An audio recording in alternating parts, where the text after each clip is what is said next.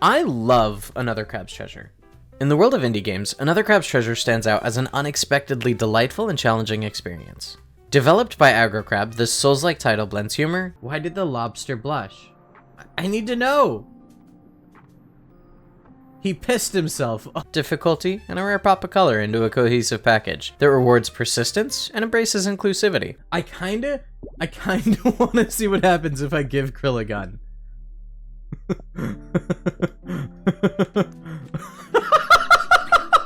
While many might assume that its cartoonish, SpongeBob-esque aesthetic signals a lighthearted adventure, the game proves to be far more demanding than it first appears. However, it is also a game that strives to be accessible and enjoyable for players of all skill levels, making it an example of how challenging games can still be welcoming. Hi, while rereading this, I realize I come off as overly positive. Sickeningly sweet, if you will, but I honestly loved this game. I had an absolute blast.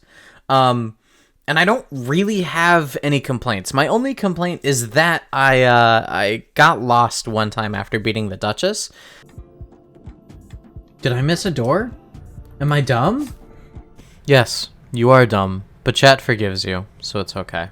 And that's not the game's fault. I'm an idiot. I fast traveled out and didn't just walk out of the boss room, so the door didn't open, and I was lost for like an hour. But it's not even like a complaint there. That lostness was an expedition. I found a bunch of cool things. I found crystals. I had a good time. It was an enjoyable hour. I'm just an idiot. But I figured I should include this so I don't come off as a paid shill, because I really don't have any negatives. Editor's note over. Back to regularly scheduled programming. Thank you for your time. At first glance, Another Crab's Treasure might seem like an easy entry point for those new to Souls-like games. Its vibrant art style, playful characters, and quirky design suggest a fun romp through a lighthearted world. But don't be fooled.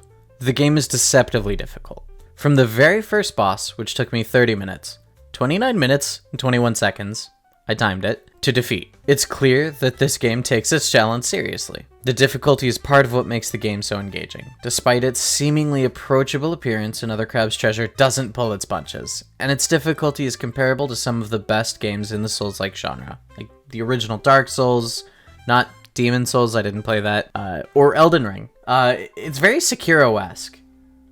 That being said, the developers have taken steps to ensure that the game is still accessible to a wider audience. A notable feature is the difficulty slider, which can be adjusted to suit different players' needs. While some purists may argue that the feature detracts from the experience, I firmly believe that it makes the game more inclusive. Not everyone has the same level of patience or skill, and the ability to adjust the difficulty ensures that everyone can enjoy the game's rich world and complex mechanics. I love my friends to play Dark Souls games, and I really think that something like this is important. Furthermore, the game includes numerous accessibility options, making it easier for players to customize their experience according to their preference. I really liked the Krill with gun option. One, it's silly, and it's a super cute in-game reference. But silly stuff like that really does matter to some folks, and if you can convince a friend to play a game that you really like, because it has something like a cute squirrel with gun reference that makes the game loads easier, why not put it in there? One of the standout aspects of Another Crab's Treasure is its unique approach to marketing. The game gained attention without relying on influencer sponsorships, a tactic used by many games used to gain traction. I'm looking at you, Raids, Shadow Legends. Instead, Aggro Crab focused on organic community engagement, from TikToks to YouTube Shorts, to donating 5K to a speedrunning tournament to add a fun twist.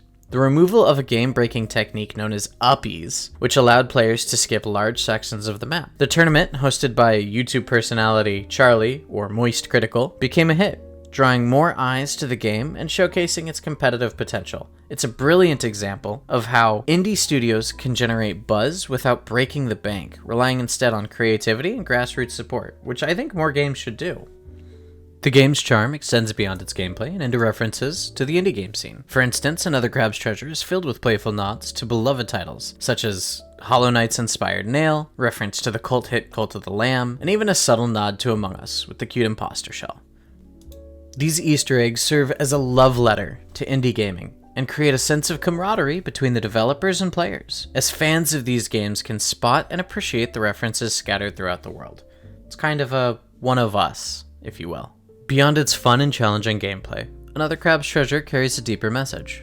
The game's world features a vivid anti-pollution theme, with trash-filled buildings, garbage-covered bosses, and even an in-game currency made from microplastics. This environmental narrative is both timely and thought-provoking, subtly encouraging players to think about the impact of pollution on our oceans and ecosystems. The game's lighthearted tone does not detract from the seriousness of its message, and it's a powerful reminder of the importance of protecting our planet.